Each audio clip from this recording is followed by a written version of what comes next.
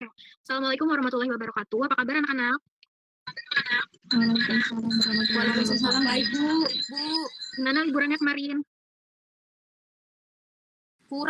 kurang panjang. Jadi nanti liburan lagi di liburan selanjutnya ya.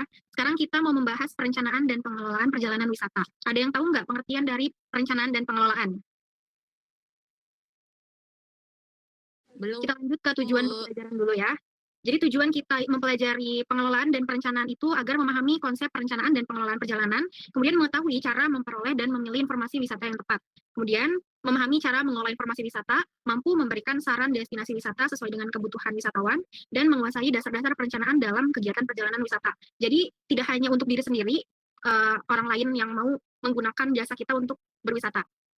Kemudian pengertian dari perencanaan ini adalah menyusun dan mengatur seluruh kegiatan perjalanan wisata secara sistematis sebelum perjalanan dilakukan, yang meliputi penentuan tujuan, waktu, biaya, transportasi, dan akomodasi, agar perjalanan ini berjalan dengan lancar dan tertata.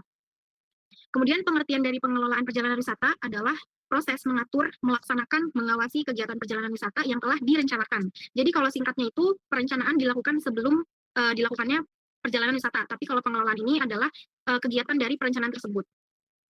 Selanjutnya ada bagian-bagian perencanaan perjalanan wisata. Jadi kalian harus memperhatikan yang pertama itu menentukan tujuan wisata. Jadi kalian harus memperhatikan tujuan wisata kalian ini cocok atau tidak dengan cuaca yang sedang dihadapi oleh daerah wisata tersebut. Kayak misalnya pantai. Kalau pantainya lagi pasang surut kan itu tidak menjadi suatu hal yang safety gitu ya kalau misalnya kita berwisata ke pantai tersebut. Kemudian menentukan waktu dan lama perjalanan.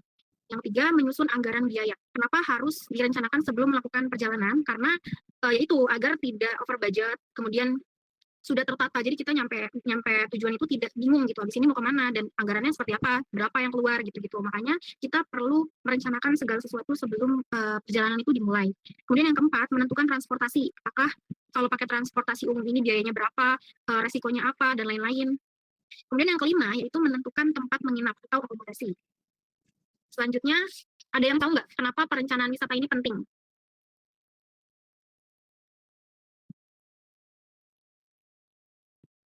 Ya, benar. Itu menghindari kebingungan saat perjalanan. Kemudian menghemat waktu dan biaya.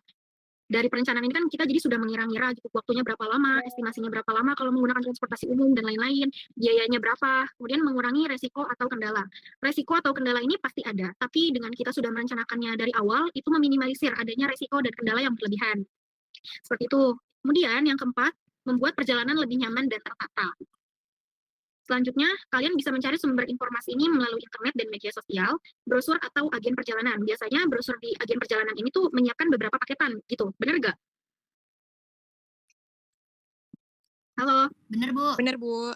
Benar.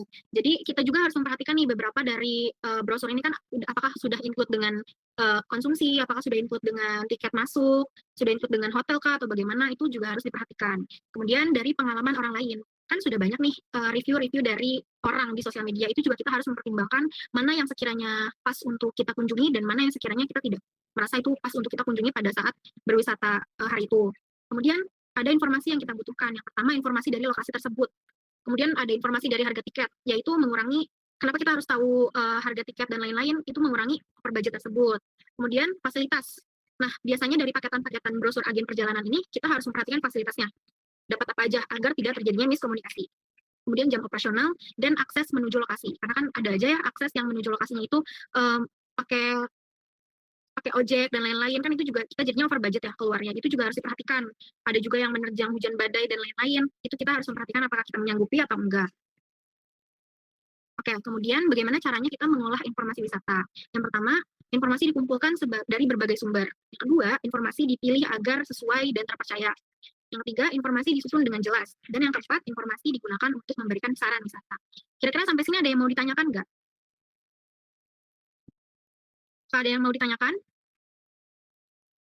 Oke, kalau sudah cukup lanjut ke tugas individu. Boleh nanti di SS minggu depan dikumpulkan ya, karena kita minggu depan sudah mulai offline, jadi dikumpulkan nanti saya cek satu persatu. Oke, baik. Sudah di SS? Baik.